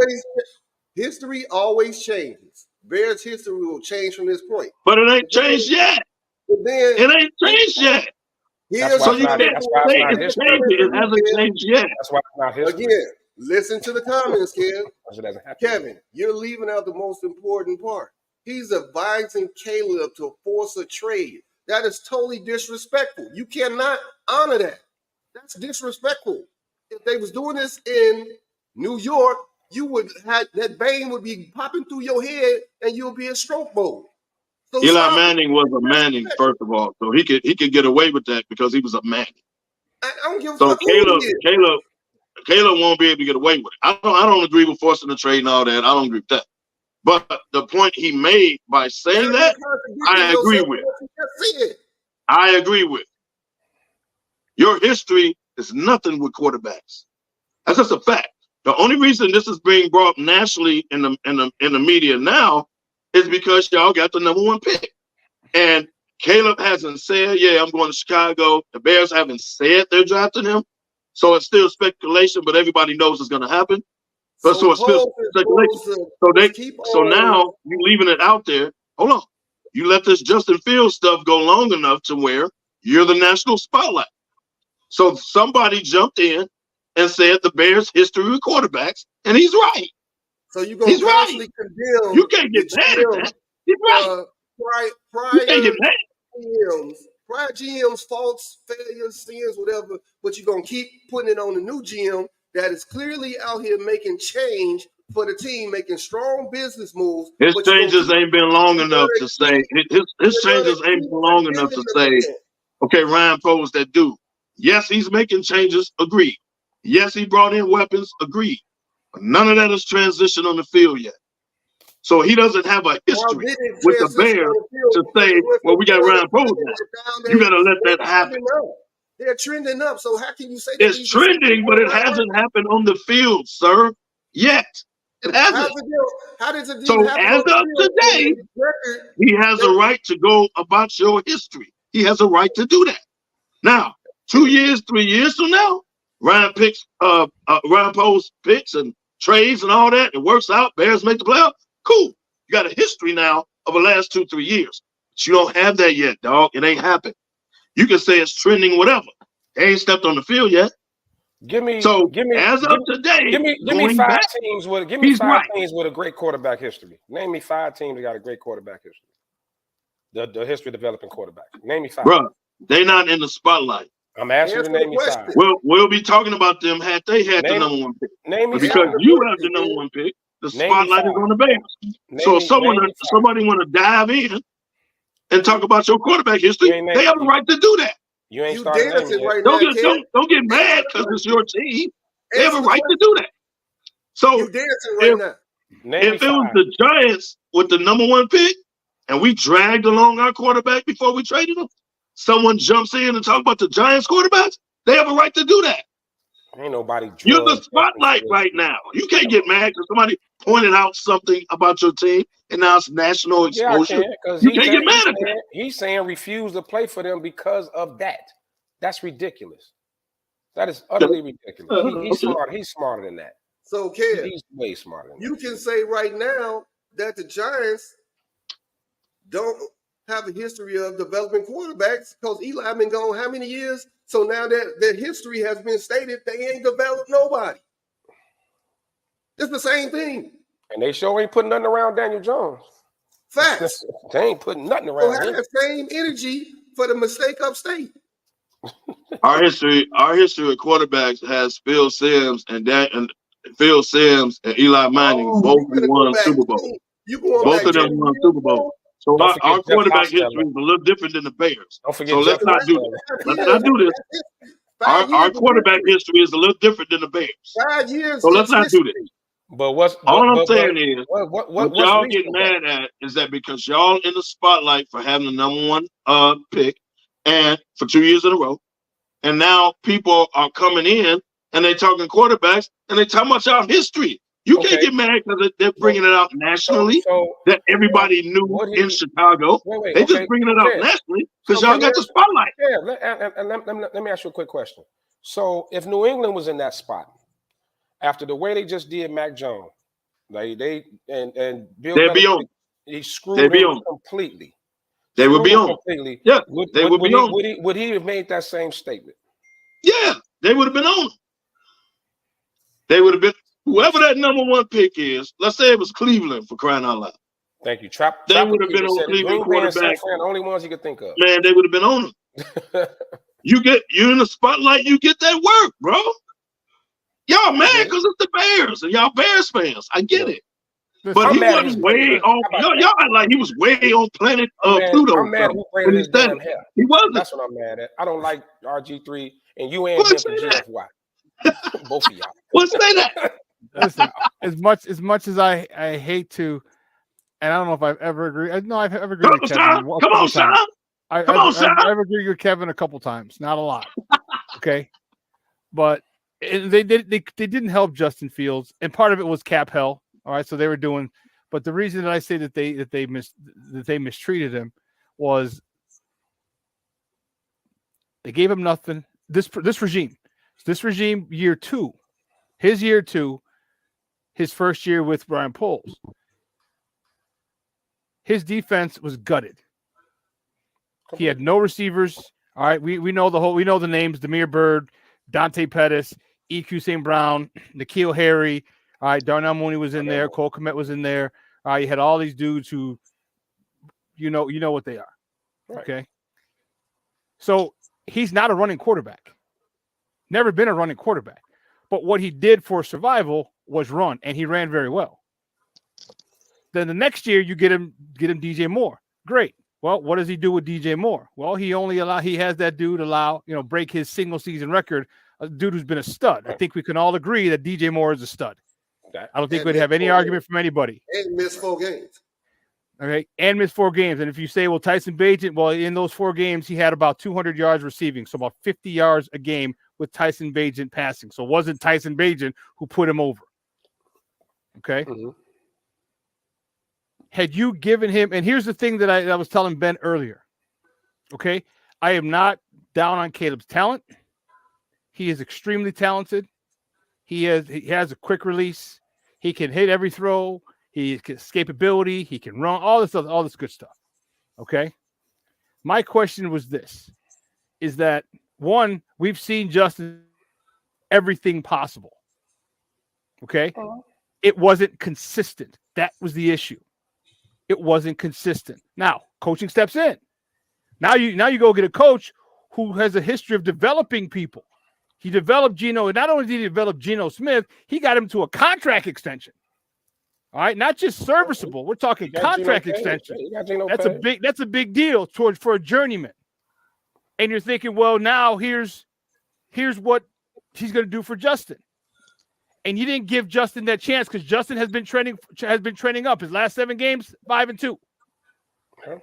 And then you go get all this stuff, and after Justin had a defense that was giving up 33 points a game, his first year, different regime, but his first year got destroyed and pummeled. 9 sacks against Cleveland. How many sacks the rest of the year? You finally have talent. And people always claim, what does Justin need? 2 stud wide receivers? You need a tight end? Well, guess what? You got 2 stud wide receivers. You got a top 10 tight end. You added another one with Yak. You added depth. You got the center on the offensive line. You added depth for the offensive line. And then you got rid of everything's there. Then you got rid of him. Pickup was big too, yeah. Then you got rid of him. So you didn't give him a chance to continue trending. And my question, so my thing is this, and everyone's claiming, well, Justin Fields is generational. We don't know what the hell Caleb is generational. You know what Justin Fields is. Justin Fields is exciting. He's exciting with his feet and his arm. His arm was the inconsistent part, though. And that comes with coaching. So my thing is this. Let me ask you a question like I ask everyone else a question. In 1985, we all know what happened. All right, the Bears ran rush shot through the league. Was Jim McMahon the best quarterback in the NFL? Not even close. No. Not even close. What was he, though, in that team? A headache? No, he wasn't a headache. He gave Mike Dick a flux. He did give him a flux. Yes, he was. But can we equivocally say he was a leader of that team? Leadership. That's the thing that you can't quantify. That's the thing. And so when you say when people are saying you did Justin wrong, I mean, look at the people already come out. You've already seen DJ Moore kind of, business is business. DJ's pissed. And then Jalen, that's not what I like about Jalen. He don't give a damn. He don't care. Yeah, but Jalen Johnson ain't been with the Bears long enough to say what he said. He's been here 4 years. He's been there 4 years. I don't agree with that. You're going to have to prove it. You're going to have to. Man, shut up. Shut up. He's been there 4 years. How can you not say that? No, he didn't have a right to say that, Sean. You know that. He ain't been there long enough to. He the voice of the locker room. He the voice of the locker room. No, he's a voice. Well, then shut up. Then shut up. But listen. No. He didn't have a right to say that, bro. Yeah, he did. You know why? Because if you expect the guys who get paid the most money to lead, then he's a leader. And he's been there 4 years. Have a right to say that. He wasn't all pro last year. He wasn't all pro the year, or he should have been an all pro the year before, but he wasn't. No. I'm not talking about his play because he deserved his money. What I'm saying is he didn't have a right to say, So when Caleb comes in, they got to come through you. Is that what you're saying? No, here's what he said. If you look what's on the screen, it says you can't bring that Hollywood stuff into the building. We're going to see. Who said he was? You got to prove. Shut up. First of all, y'all ain't gonna like this statement. Caleb got a little swag. But you are the Chicago Bears. You have no right to tell somebody what they gonna do and what they gonna bring and how they gonna. Shut up. Ain't like y'all been winning for years. Shut up. So if you the 49ers, if you the Baltimore Ravens, if you are teams that's been consistently winning, just ain't got over the hump, then you have a right to say that in public. You don't have a right to say that, number one, as a person. Kevin, number two, you don't have a right to say that. It ain't like the Bears, some damn Super Bowl champs coming off the Super Bowl. No, you're not Super Bowl champs, but what you're doing is you're ascending. You're ascending, and you don't have a right to say that. You had the quarterback there who had taken you for 3 years. He has been ascending. The first 2 were just god awful, and this guy he fought through it. He didn't complain. He got better every year. He was a professional. One thing about Justin, he was a professional all throughout. He's a likable guy. Everybody That's why his Justin. teammates love him. So are you? But it's not about the fact. Go ahead, Ben. The Bears are starting to change their culture, and if Jalen's, this is the culture that we have. You trying to tell me he don't have a right to keep that culture going and saying this is what we because you don't have a damn culture. You ain't been winning. You ain't been winning. You ain't been winning. If Jalen Brown was there for 4 years, wasn't he on a damn 3-win team? Yeah. Wasn't he a part of that? So who the hell are you to tell Caleb what he should be doing? Don't bring this in here. Dude, you ain't been winning. Caleb won more games in college than Jalen Johnson did. So shut up. Well, but you ain't did it yet. So you can't have your chest out when Caleb walks in the locker room because you ain't did enough winning, sir. What You've been in the last 3-4 years. How many games y'all won in the last 3-4 years?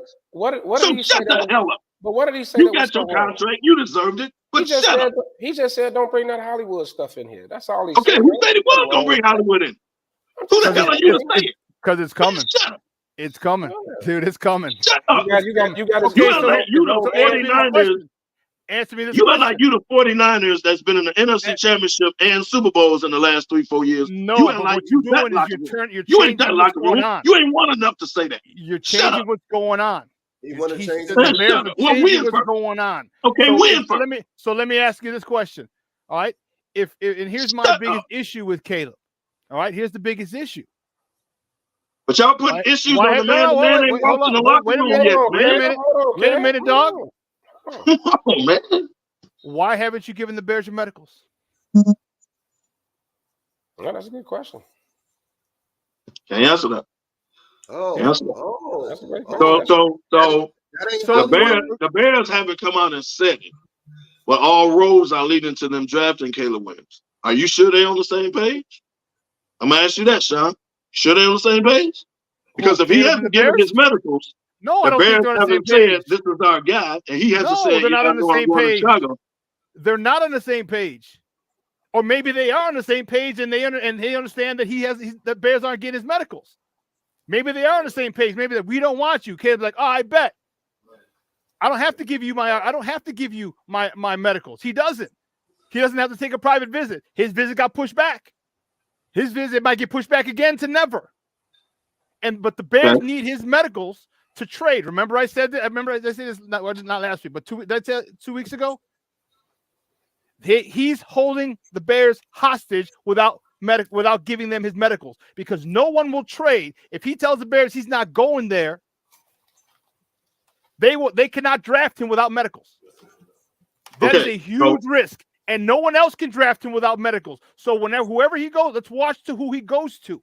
Does he go to Washington? Okay. Does he go to, I don't know, Giant, whatever team he goes to that will get his medicals are the teams that will most likely be able to trade, that will trade for him. That's how he's. Why hasn't he given the Bears his medicals? Because he's trying to determine where he goes. Listen, it's HIPAA. It's the HIPAA laws. You can't share without his information. So if he wants to go to Washington, okay, then he's going to only visit Washington. They have the medicals, and the Bears can't trade to who's number 3? New England, right? Right. Bears can't trade. New England's not going to trade for him. They don't have his medicals. 4, 5, 6, 7, 8, 9, 10. No one is going to trade for him without his medicals. So the only team that will trade for him is the team that has his medicals. So if he wants to go to Washington, then he's going to go visit Washington on a private visit. He's going to take the physical there. And now Washington says, hey, we're your only option. So we don't got to give you 3 or 4 assets or 3 or 4 draft picks. We'll give you the swap in next year's second or whatever the hell they want to give, because this is the only place that they can rape the Bears, because there's no way that you're going to unload this dude, because he don't have his medicals. So we're your only option, Papa. What are you going to do? That's what I feel Caleb and his camp are doing. I don't look. This. I don't. It's gonna be the most hilarious shit ever. I don't think Poles is. I don't think Poles moves on from Fields unless he's sure about Caleb. I've been saying it for weeks. It isn't. I don't think they didn't dislike Justin. They thought they could win with him, but they just felt like Caleb was that special he's an upgrade. That's how they feel about it. If everybody's making this like Justin was garbage, it ain't got nothing to do with Justin being garbage. He's mistreated and nothing like that. You just feel like this young man is going to be the next big thing, and that's what we want. We've been waiting for our Aaron Rodgers, our Brett Favre, our Tom Brady for decades, and they feel like 90% of the league feels like this dude is that good. So that's what it comes down to. It's not everybody's making it about they did just Justin like this and Justin. And I don't think it's about Justin at all. And I don't think they move on from Justin for Drake May or Jayden Daniels. They think this kid is the dude. And Poles was there when Poles was part of the drafting Mahomes. Poles was there, a big part of what KC's doing right now. Poles played a huge part in that. And we've given him what would you grade Poles so far in his tenure, Sean, as a GM? Probably like a B- to B minus to a solid B. Right, pretty much most of the moves he's made, we've all approved of. We thought were great. Every GM's going to have misses, but his hits have been pretty good. Right, and so looking at what he's done, and even turning this roster around, because remember when he came, he didn't have a first round pick that first year. Kyler Gordon and Jaquan Brisker, 2 second rounders. They had one of the oldest rosters in the league, one of the rustiest rosters in the league. Right. The cap was messed up, so he had to tear it down. He gutted it, and that was the right move. Instead of just plug and play and try to bring guys in, he gutted the whole thing. And now, when it comes down, you get a quarterback like this. That's why he didn't move on from Justin last year, because now if he would have did it last year, you would say he mistreated Justin, because that was literally a tear down. So he didn't hold that against him. He passed up on Bryce Young and C.J. Stroud, gave him another year. Now here comes Caleb Williams. The dude is special in his opinion. And I trust Poles. I wasn't a fan of the trade. I wanted them to keep Justin, but I trust Poles. I think he know what he's doing.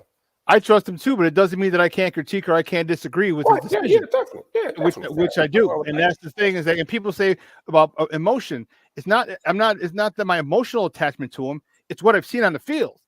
The only issue was his inconsistency, because again, coaching is everything. All right, coaching matters, and if it doesn't matter, why do we have coaches? Why are coaches? Oh, he's the hottest coach. He's the hottest OC. He's the hottest DC. He's the hottest this. Why? Because obviously their coaching has made a difference to his particular team. Hey, so if you finally brought in a dude in Shane Waldron, who can do this, dude, there's nothing that any quarterback in the league today can do physically that Justin can't. Nothing. Hey, Sean, nothing. What it boils down to with Kev, he wants us to fail. That's all. He don't want us to be great. That's all. Kev, part of it, I agree with it. I've been looking at the whole thing objectively. This is actually I really can't argue with Kevin about the lack of development part. I do think Kevin enjoys in our misery when we're pissy and we're in. I think he really enjoys it. Look at the smirk on his face. He do. But it's when he spoke. And again, I'm definitely one of the last people to agree with Kevin. But God, I can't disagree with something. You only agreeing with Kev because he wished you happy birthday.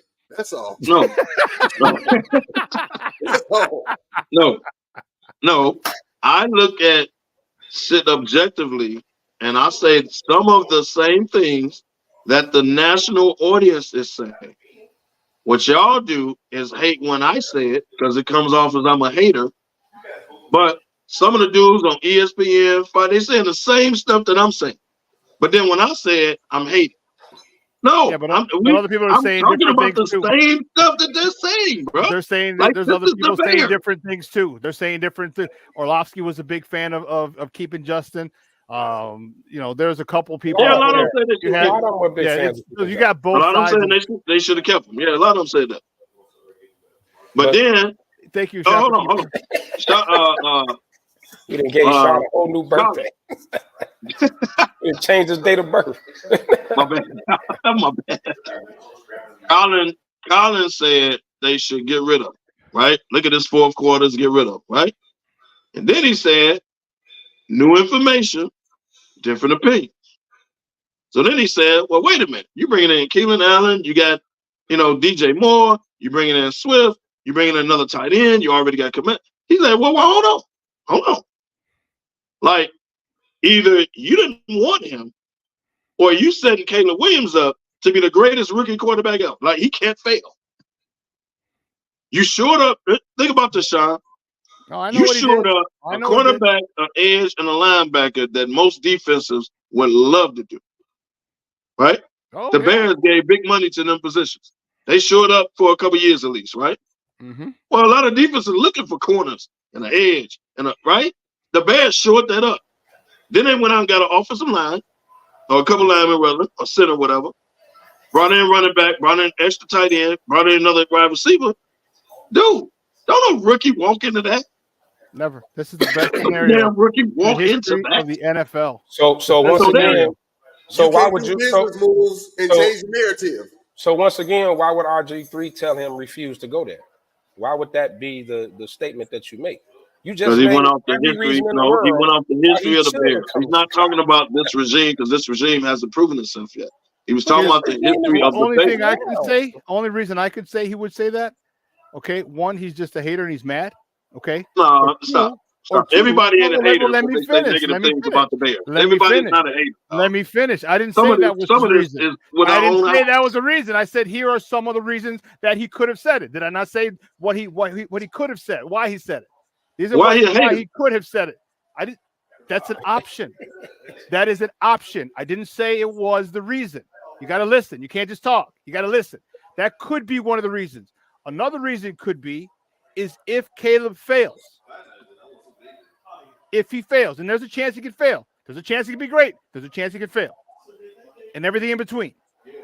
If he fails, it's going to go into the same cycle, and when they fire Eberflus next year, it may be the same after the 24 season. If they fire him, now you've perpetuated the cycle again that you did with Cutler, that you did with Mitch, that we did with Justin. Right. 3 different quarterbacks. That's what I believe he was saying. That could be the actual reason. Because if he does fail, and they're doing everything to make sure he doesn't, but if he does, there's a small chance that he now the cycle is gone. So he's like, dude, you want to get caught in that? You want to get caught in that cycle? And would you put it this way? I don't know if Caleb, I could try and talk to my guy who was his coach. But man, it makes a lot of to play in front of your hometown people. All right. That's a different thing. That's a different beat. And also, you talking about the market? Yeah, Chicago's the 3rd largest market in the country. I get it. But let's not forget, if he stays in the DMV area, he's going to get a lot of marketing opportunities because he's from the DMV area. So the market, the size of the market is not going to matter because he's a hometown guy. Well, let's not act like Washington ain't a shit show. Washington it's not. It is, bro. That's why you go after him, bro. They couldn't even name their team. That's why you go after him, dude. That's why, because you're trying. I agree with that, but don't act like the Bears are coming off recent Super Bowls either. You're trying to get rid of the Daniel Snyder stench. Let's look at it. If you're a new investor, how do you want to return on your money? Oh man, an increase in ticket sales. It's an increase in season ticket sales because everyone's going to want to see that kid there. An increase in jersey sales, and that helps the entire NFL. So Sean, that's what. So they're trying to get rid of stench of Snyder. Everyone's giving him a chance, and this, that, and other. Isn't Poles doing the same thing? Isn't he trying to get rid of that history that the Bears have with quarterbacks and development? He's trying. And all that. He's trying. That's what I'm saying. So, but it ain't happened yet. Until it happens, right? But we can say the same thing about Washington. We can say the same thing about New England since Brady left. They ain't done nothing. I don't know why everybody think Justin's just gonna strive in Pittsburgh because Tomlin ain't never developed no damn quarterback, and he ain't an offensive guy either.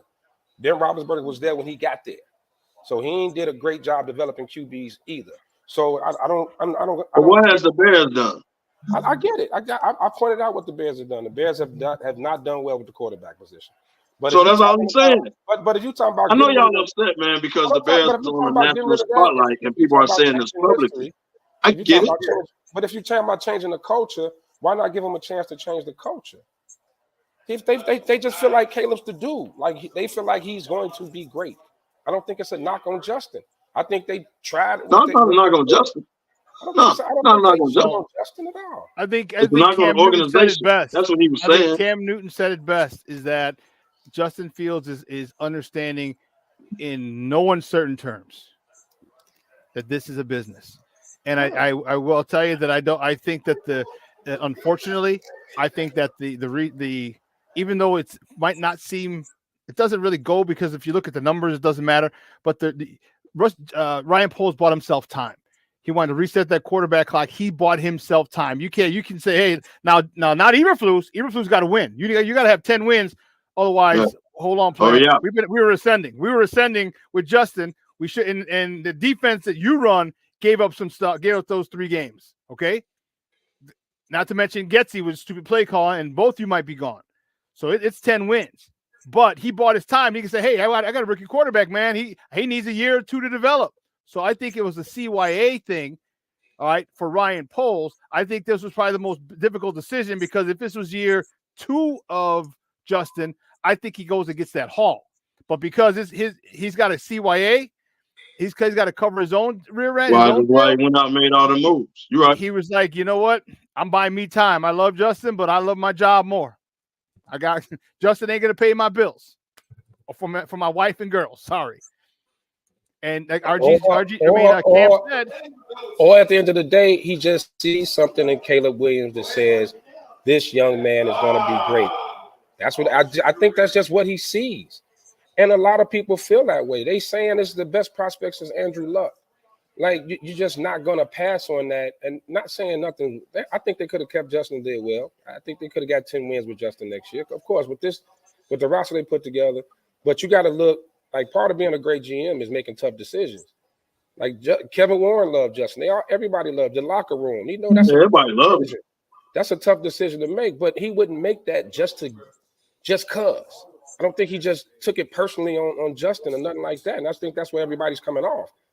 Like, it wasn't a Justin shit show. And at the end of the day, regardless of what we think about him in Chicago, the rest of the league don't see it like that, because they were only trying to trade him as a backup.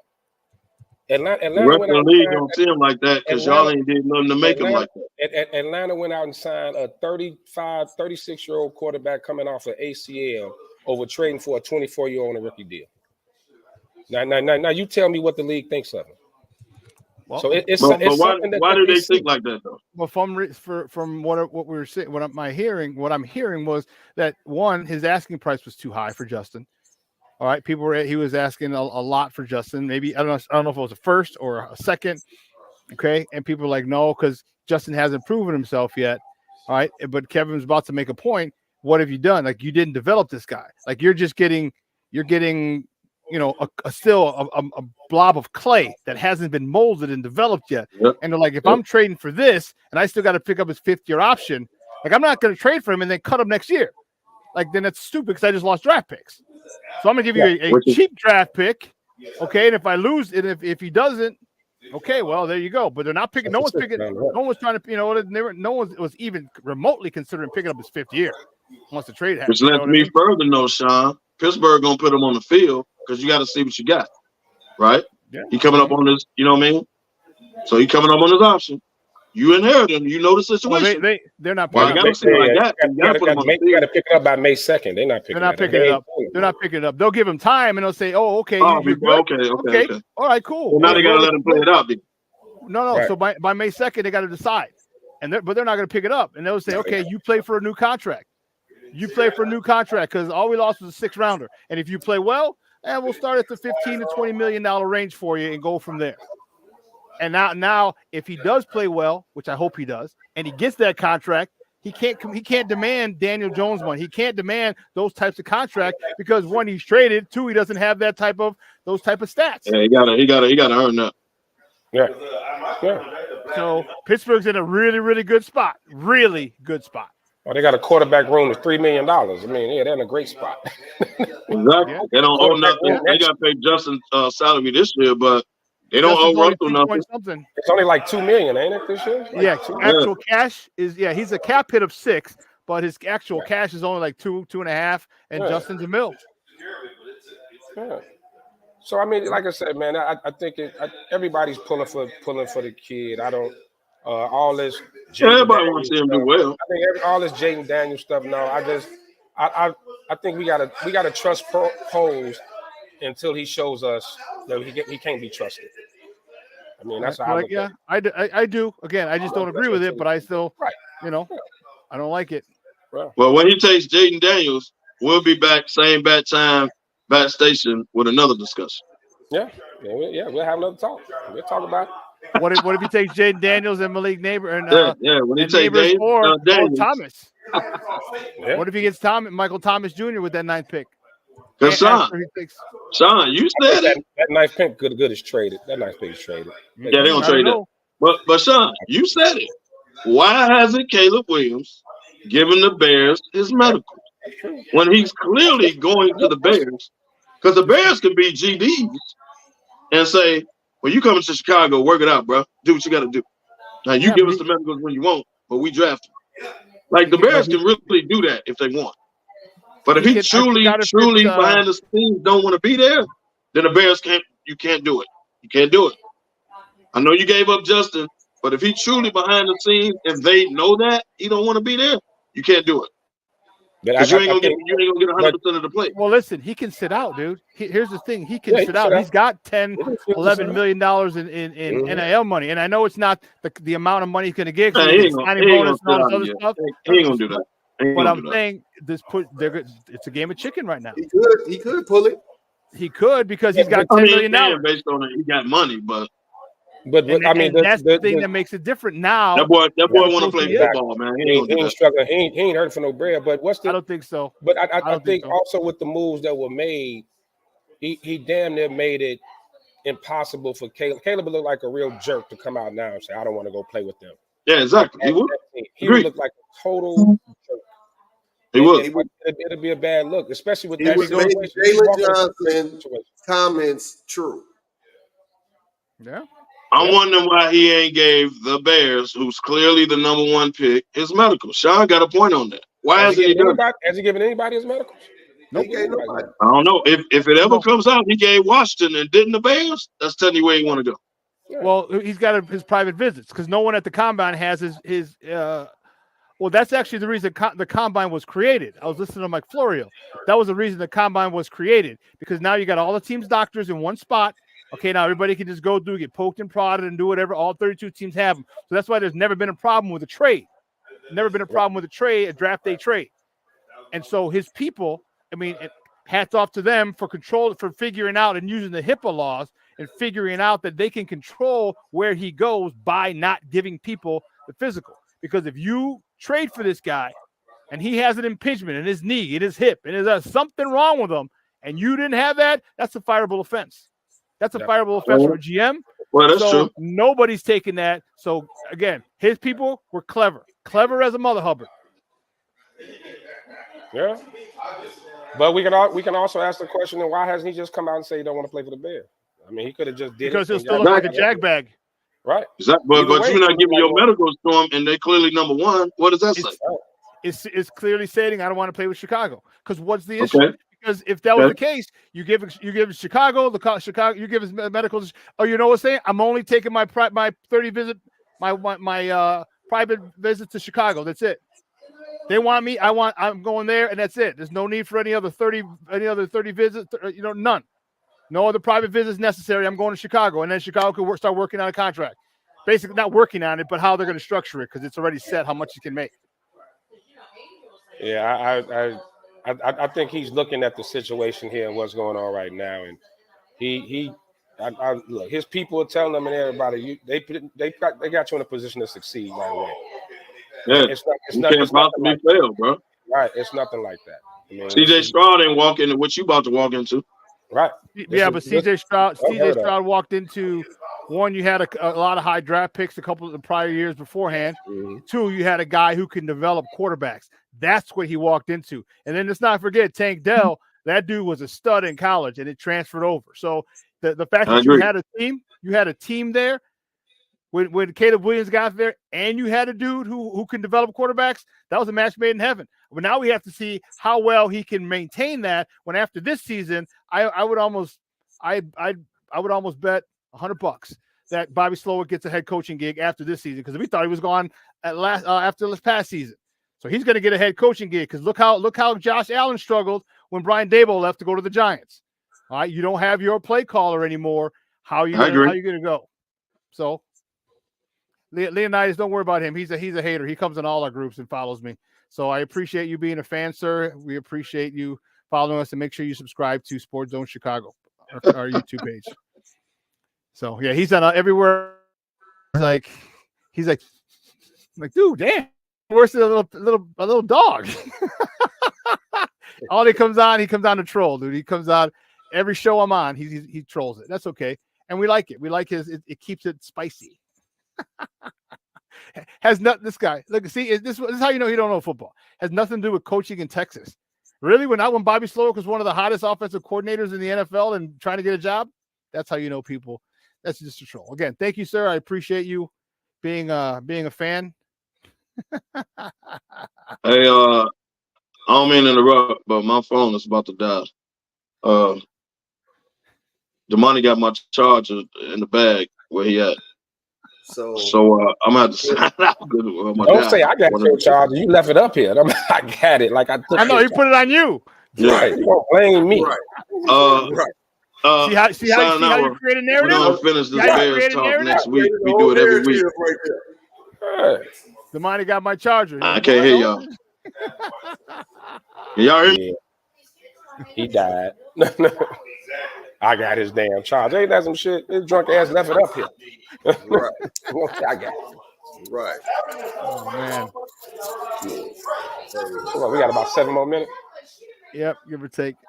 Give or take. Now, can Justin beat out Russ? No, they said already that he's a backup. Says not even a competition. He's gonna be a backup. But can he beat out Russ?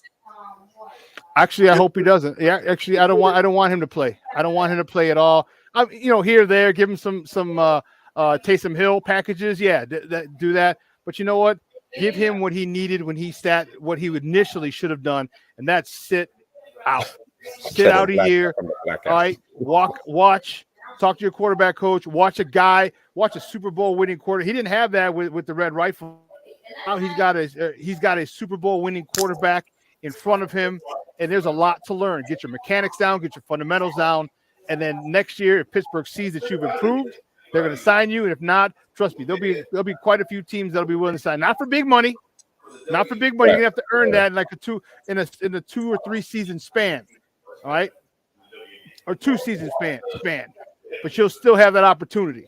So I hope. Sean, let me ask you a question. Do you consider that quarterback class with 2021 with Justin, Mac Jones, Trevor Lawrence? Would you consider that a bust? Like one of the most disappointing draft classes? Only one has remained with their team to draft. And here's why.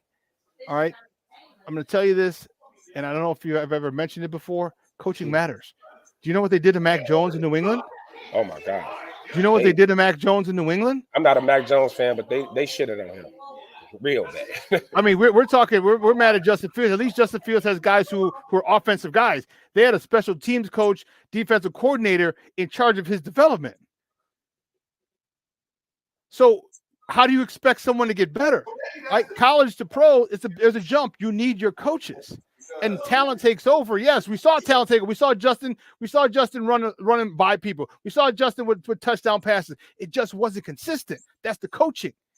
So coaching, he's still on his team. If Mac Jones had coaching, he's still on the team. So now you got Trevor Lawrence, Mac Jones, and Justin Fields still on the same team, all balling, making the playoffs or being close to the playoffs. Then all of a sudden that draft isn't a bust. So I guess technically, yes, it is a bust. But the reason it is a bust because the organizational failures from some of those teams that drafted those quarterbacks. So to answer your question, yes, it would be that class would be a bust, but that the fault goes to the organizations who drafted them and really did them no favors. Hey, Sean, you ever watched the movie The Fan? Oh, with De Niro? Yeah. I saw it I only saw it once, so I don't remember it very. I'm not like my other movies. You got to know the premise though. He had a fan, a crazed fan. Yes. You got one. That's you Leonidas, got you one. bro. You got you one. That's Leonidas, bro. That's Leonidas. And I hope House don't run into Ryan Poles nowhere because I'm scared for him. Is that on site? Is he on site for House? Dead ass. He's on site for House, huh? On site. Hey, House is so upset. Hey, back in the day, I got a buddy. Won't say his name. I'm not gonna say how he got Lovey Smith's phone number. He was calling Lovey like, "What the F are you doing?" Lovey would answer the phone like, "Who is this?" But it was classic how he got it. I won't say how and all of that, but man, he got Lovey's phone number, man, and he used to call Lovey like, "What are you doing? What are you doing on site?" It was classic. It was classic. No, House is highly upset. No, that draft class. I mean, it was the expectations. I thought Justin was the second best behind Lawrence in that class. That San Fran, because they winning, they got a pass on. That was one of the dumbest to draft. Trade. Yeah, they traded up to draft that dude. What's 3 his name? first rounders.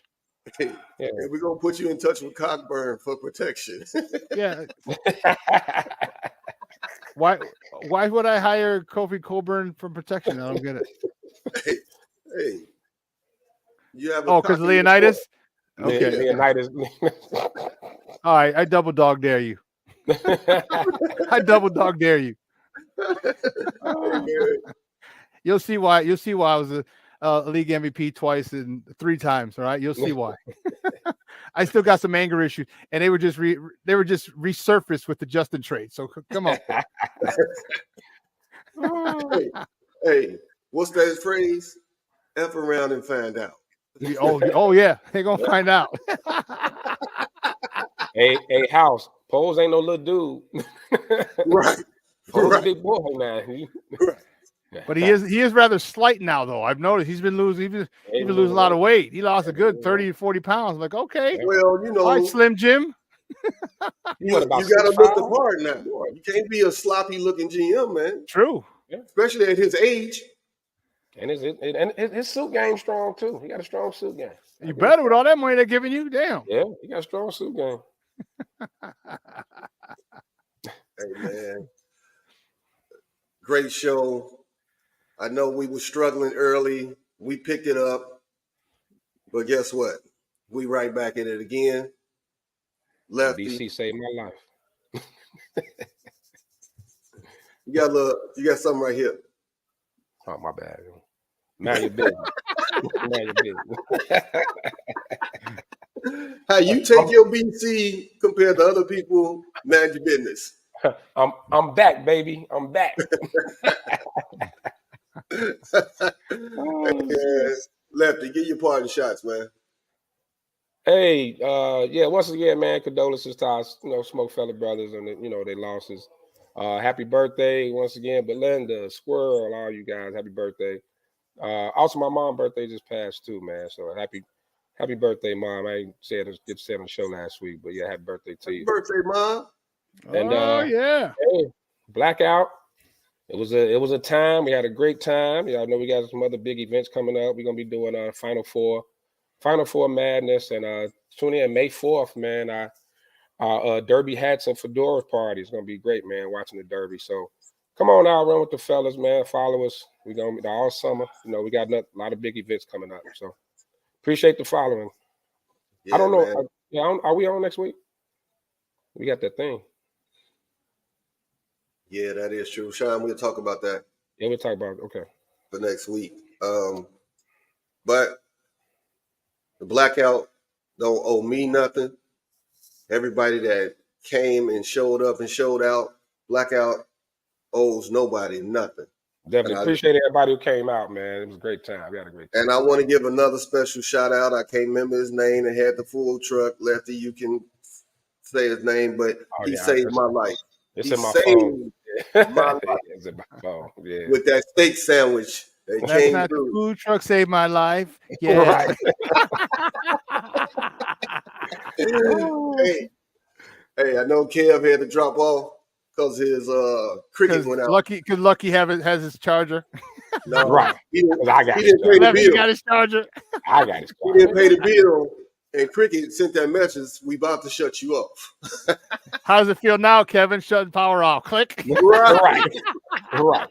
He went from cutting off to getting cut off. Like I always say, man, where there's smoke, There's the There's the fellas. Peace. all right, man. We'll check y'all out.